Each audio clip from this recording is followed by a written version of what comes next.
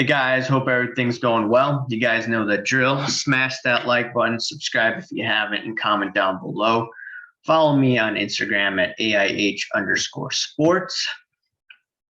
And the other thing is I've noticed that 50% of you, or close to 50% of you, aren't subscribed. So if you like my videos, remember to subscribe. Let's get this over 1,000. Okay, so I'm over at an old Chicago Tribune article from the 90s. And this was when the market was going down. And I'm just looking at this article here, and I think it could potentially help us. So let's look at it. It's sports collectibles are fair game. These articles are hard to find, by the way. You have to use a database, basically. In the sports card or the sports collectible market seeking to recover from an early 1990s swoon that followed the boom of the late 1980s, obviously has its ups and downs. It also, unfortunately, has a ghoulish side. In the aftermath of the tragic murders of O.J. Simpson's ex-wife, Nicole, and her friend, Ronald Goldman, sports collectors went on a frenzied buying spree for the former football star's memorabilia. Their feeling was that these overlooked items would go through the roof because of the charges Simpson faced. It's a sick and a sad commentary on fame in America, said Alan Rosen. And I'll go on here. A year later, Rosen found himself stuck with hundreds of autographed Simpson football balls he was unable to sell, so he unloaded them at a deep discount to a home shopping cable channel. Then, as the recent story was unfolding, Rosen came home one night to find his telephone answering machine full of messages from would-be collectors. One phone message was from a guy who said he knew that I once had O.J. Simpson football and had reduced the price, so he wanted to buy up 1,000 immediately, recalled Rosen with a sigh. Something bad happens, everybody jumps in. Remember how people were trying to buy up some of these other guys? I believe some people were buying Deshaun too, speculating on him. Regardless, Simpson's alma mater, the University of Southern California, aka USC, even took his jersey and Heisman Trophy out of display cases because it feared they'd be stolen by fans seeking to capitalize on recent events. It's gone wacko with people coming into card shops who'd never been in one before, all seeking OJ cards that haven't moved in a long, long time so they could turn around and sell at a profit, said Tom Mortensen, editor of Sports Collectors Digest, published in Wisconsin. His autographed footballs are selling for $200, double the usual price. But here's the bottom line to this morose mania, according to experts. Such sudden price jumps in sports collectibles are generally short-term events, and prices ultimately settle down to a previous level once the hoopla cools.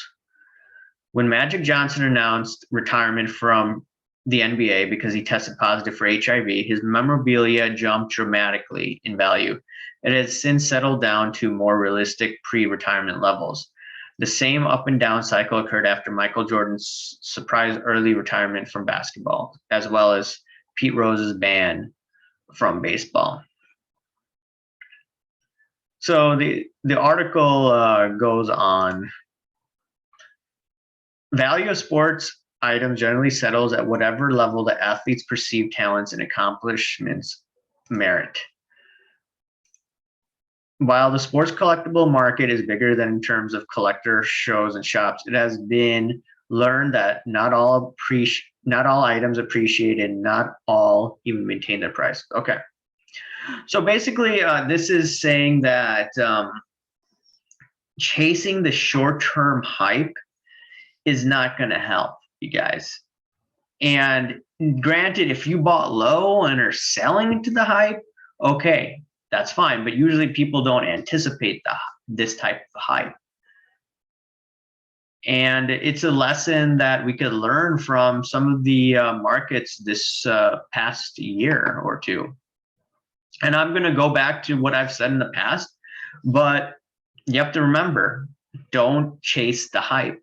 And some may argue, I have chased the hype. Yes, I have chased some of the hype, but more times than not, I have bought things when it was quiet.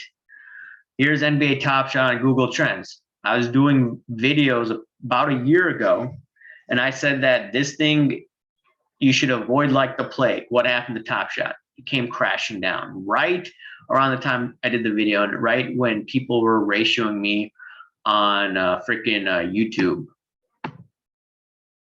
Okay. All right. And I like Google Trends and their ratios that they use, or not the ratios, but just their graphs. I'm pulling up another chart on sports cards. Yeah, while this pulls up, there were people in the 90s chasing motorcycle cards. That's no lie, motorcycle cards. That had its 15-minute of fame, and people who are chasing probably got screwed over. And I wouldn't be surprised if some content creator just buys up all these motorcycle cards or cricket cards. I was joking with Inglorious P, and I was saying that, hey, if someone starts chasing cricket cards and we have cricket cards, let's just pump and dump them. And I was just joking around with him. I'm not going to pump and dump, nor do I have any interest in buying cricket cards, but it's an untapped market. The liquidity is so low that people could hype this thing up. And sports cards last year in March and February, it's like 94, 95. In May, it was 100. So it was pretty high. And that was a good time to sell some of these cards. Remember the Fleer 86 card sold for $760,000 about on Golden. Remember, people were buying a high-end Zion Williamson card for hundreds of thousands of dollars or over $100,000. That's hype. You don't want to buy it. Eventually, the price will settle back to normal. You never want to get into a frenzy, because eventually the chickens will come home to roost. And the goal is to not make the same mistakes over and over again, because you could be left holding the bag, not for weeks, but for years. And those prices may never settle down or settle back to the levels that they were. And the other market was F1. You see this. Now, we're going to need more time to look at the F1 prices. There was this one high roller on, I think, Chris Sibal. I'm not pronouncing his last name correctly. I forget what it is, but he's the baseball card guy on YouTube, and he said that one of the cards sold for $50,000 F1. That's crazy. But yeah, whoever bought low, that's fine. But then everyone's talking about it. They may not realize that, okay, it's hype, but it is hype. And people get mad when I talk about it. But once again, I'm not here to pander to people. I'm here to analyze.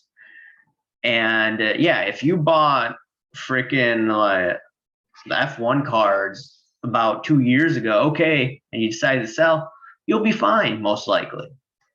Just like people who bought Top Shot early, they were fine. I saw people saying that I made tens of thousands of dollars in Top Shot. Okay, congratulations, you bought in early.